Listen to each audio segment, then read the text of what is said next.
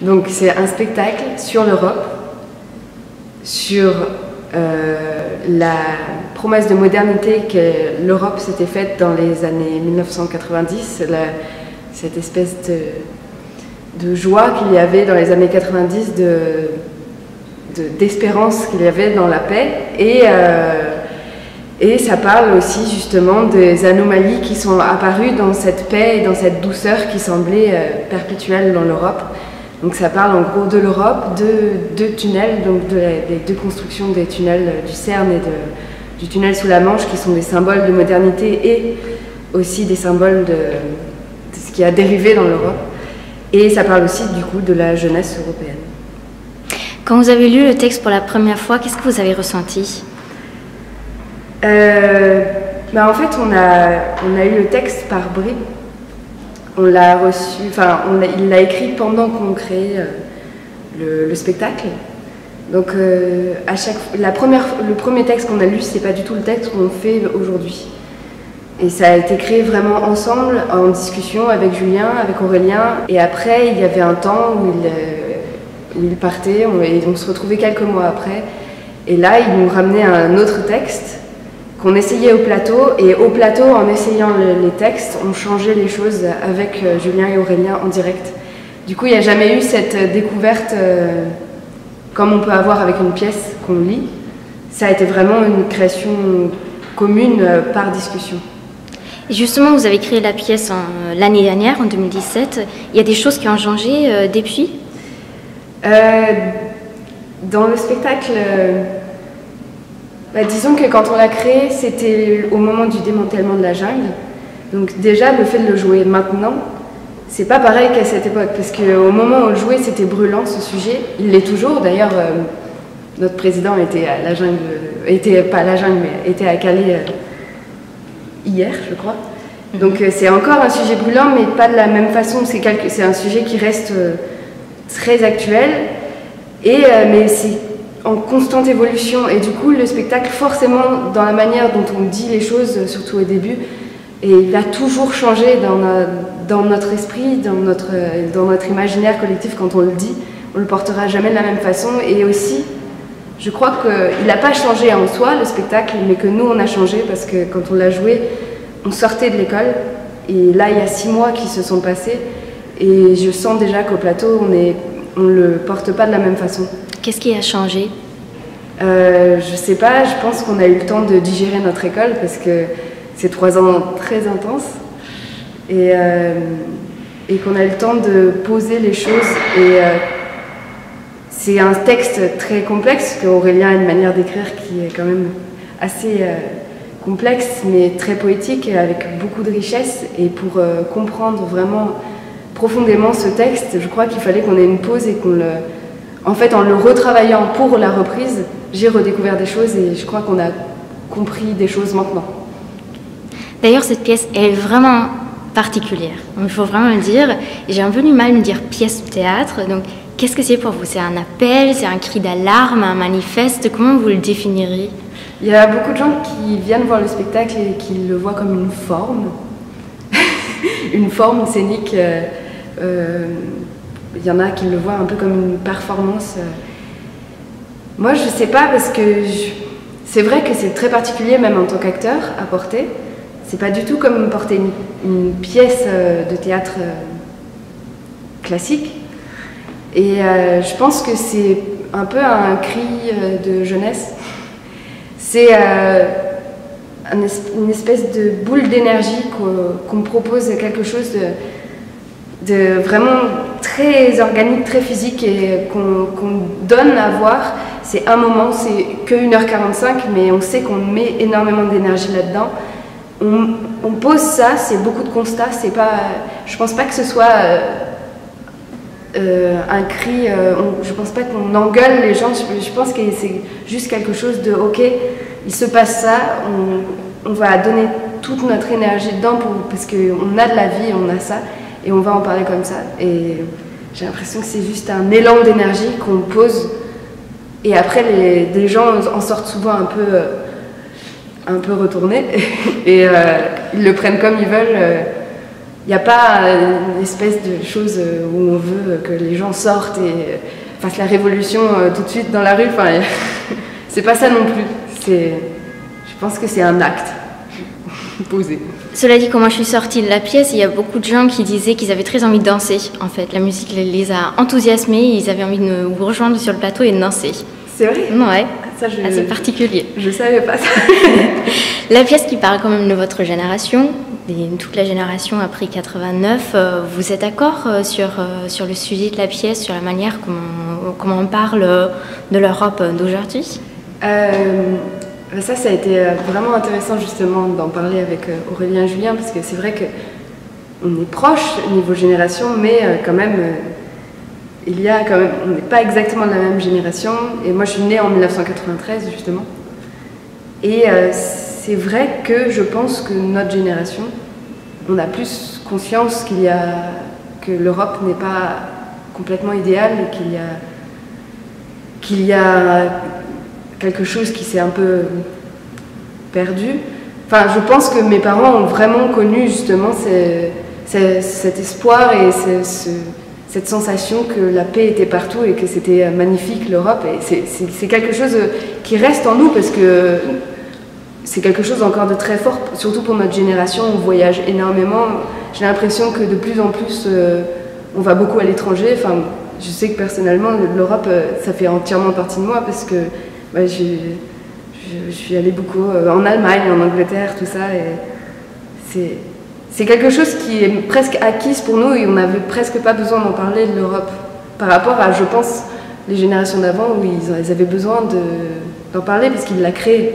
Nous, c'était fait et on est la génération qui est née là-dedans. Et je suis assez d'accord, du coup, d'en parler comme ça, d'en parler dans le sens c'était ça, on fait un constat et ça pourrait dériver comme ça. Mais on ne dit pas que ça va être ça. On essaie juste d'imaginer comment, à des extrêmes, les choses pourraient exploser ou évoluer. Justement, de parler de quelque chose sur le plateau qui nous préoccupe dans la vie, on va dire, réelle, est-ce que ça vous permet de prendre un peu de recul, de réfléchir sur ce qui se passe, ou c'est quasiment impossible parce qu'on est complètement dedans? C'est vrai que là, en jouant ce spectacle, je pense que forcément ça nous a ouvert plus nos consciences sur le... Enfin, on fait beaucoup plus attention parfois à l'actualité par rapport à ça, où ça nous a donné conscience justement, moi ça m'a fait poser question sur l'Europe alors que je m'en posais pas avant. Je crois que vraiment c'était assez évident pour moi, c'était normal, enfin acquis. Et du coup pour le coup c'est vraiment ça, je pense que ça nous fait poser des questions là-dessus. Après c'est quelque chose de tellement, ça demande tellement juste, ça demande pas beaucoup de réfléchir ce spectacle, on peut pas, sur le coup on peut pas trop réfléchir parce que c'est plus quelque chose où on doit donner justement juste une énorme énergie pour porter la chose. Et c'est après, par contre, c'est vrai quand on sort du spectacle, il y a quelque chose où ça retombe et c'est dans ces moments-là où ça cogite un peu plus tout ce qu'on raconte. Il y a justement un moment qui m'a particulièrement marqué, c'est dans la deuxième partie du spectacle, vous êtes en train de faire votre soirée d'Erasmus qui déjante complètement, et il y a une comédienne qui monte sur la table et qui essaye de chanter l'hymne de l'Europe. Or, elle ne se souvient pas du tout des paroles, ni d'autres personnes autour d'elle. Est-ce qu'il y a une image là derrière, de dire, voilà, votre génération, et la mienne aussi, on sait ce que c'est l'Europe, mais on a un peu oublié en fait où on va et ce qu'on veut et sur quoi elle s'identifie, sur quoi elle se construit? C'est possible qu'on ne se pose plus assez de questions sur comment elle pourrait évoluer. C'est comme si c'était fait, et j'ai l'impression, fait et un peu acquis. Et du coup, c'est vrai, l'hymne de l'Europe, je crois que je ne connais pas les paroles non plus. Et il y a quelque chose où on a peut-être perdu conscience d'à quel point ça a été important et précieux de construire ça, et à quel point ça a été quelque chose qui était fait pour vraiment réunir les gens et la paix. Et j'ai l'impression qu'on a peut-être oublié ça. et qu'on est obligé de s'en rappeler maintenant parce que c'est en train de se perdre un peu et qu'on n'a pas du tout envie de perdre ça. Nous, j'ai l'impression que la jeunesse, on est... Enfin, je sais pas, c'est compliqué. Mais vous trouvez pas que c'est trop pessimiste ou c'est vraiment voilà, la réalité brutale et cruelle comme elle est? Bah, j'ai l'impression que on montre un extrême, mais c'est juste, ça pourrait être une des dérives. Mais je pense pas que ce soit trop pessimiste, je pense que ça peut être assez réaliste en fait. Mais il y a d'autres choses à côté, c'est pas... Je pense pas qu'on est en train de dire bah la jeunesse c'est ça et ça va finir comme ça. Je pense que c'est vraiment juste une image d'une des dérives et on aurait pu montrer complètement d'autres choses ou on aurait pu montrer la jungle et en fait non, on a juste voulu montrer quelque chose qu'on montre rarement en fait. Plutôt une jeunesse qu'on ne voit pas beaucoup, une jeunesse nationaliste et dont on parle peu mais qui existe aussi. Mais je pense qu'on ne montre pas la jeunesse entière dans cette deuxième partie. Dans la première partie, pendant 1 heure, en fait, vous n'êtes pas visible. On ne vous voit pas. J'étais assise au milieu, je ne vous ai pas vu. Commencez à parler pendant 1 heure dans le vide, en fait. Ben, on ne parle pas dans le vide, parce que on est derrière, on a les retours musique, on sait exactement ce qui se passe au plateau devant nous. Et on est séparés en deux, il y en a qui font toutes les manipulations de décor avec les régisseurs pendant que 6 autres parlent. Ah, les secrets. Voilà. Et du coup, il y a une frénésie au plateau. On ne voit pas tout ce qui se passe derrière, mais il se passe beaucoup de choses. Et en fait, on n'est vraiment pas dans le vide, il y a toujours des choses à faire.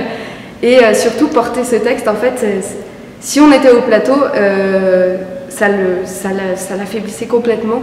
Et le fait de le porter sans être vu, ça met encore plus d'importance dans comment le porter. Et ça, on a mis beaucoup de temps à trouver la manière de le dire dans la première partie. Parce que c'est très dur de trouver comment le dire de la manière juste. Il y a des soirs où, par exemple, on n'est pas exactement au bon endroit. Parce qu'il y a quelque chose où, du coup, on sait que c'est vraiment à l'oreille des spectateurs qu'on parle. C'est comme si on leur parlait à l'oreille. Et il faut à la fois faire entendre la poésie du texte, mais il faut à la fois faire entendre ce qui est dit. Et être au fond, sans être vu, c'est un travail d'adresse encore plus forte en fait. Et en fait, on s'adresse vraiment aux gens et il y a quelque chose de corporel et d'énorme derrière. On sue, on est très engagé physiquement. Et presque plus que si quand on est face et qu'on parle aux gens. Est-ce que vous êtes nerveuse parce que vous devez jouer à Strasbourg dans quelques semaines? Ben, c'est vrai qu'on n'a pas joué en public ce spectacle, mais on a fait nos générales au TNS déjà. Et c'est un peu la maison. Non, sincèrement, ça me fait très très plaisir de revenir à Strasbourg et de le jouer au TNS. C'est un endroit où je sais pas, en tout cas personnellement, je me sens rentrée à la maison et je pense que au contraire, ça va faire du bien de revenir sur ces plateaux qu'on connaît, la maison qu'on connaît. Et non, je suis très heureuse. En plus, on parle de l'Europe et c'est quand même la ville de l'Europe. Donc il y a un truc... Non, j'ai hâte que le public strasbourgeois le découvre. Et toute dernière question, parce que je suis curieuse et extrêmement une fan de théâtre, c'était comment travailler avec Julien Gosselin? C'était génial. C'est quelqu'un... C'est un des metteurs en scène les plus bienveillants avec qui on a eu l'occasion de travailler. C'est quelqu'un qui aime énormément les acteurs. Et parfois, les gens peuvent penser le contraire parce qu'il fait des formes très esthétiques dans l'image. Mais je pense que c'est un des metteurs en scène qui fait le plus attention à ses acteurs et à ce que ses acteurs soient heureux. Super. Bah, merci beaucoup. Toi, comme disent nos amis allemands, pour la suite et à bientôt. À bientôt, merci.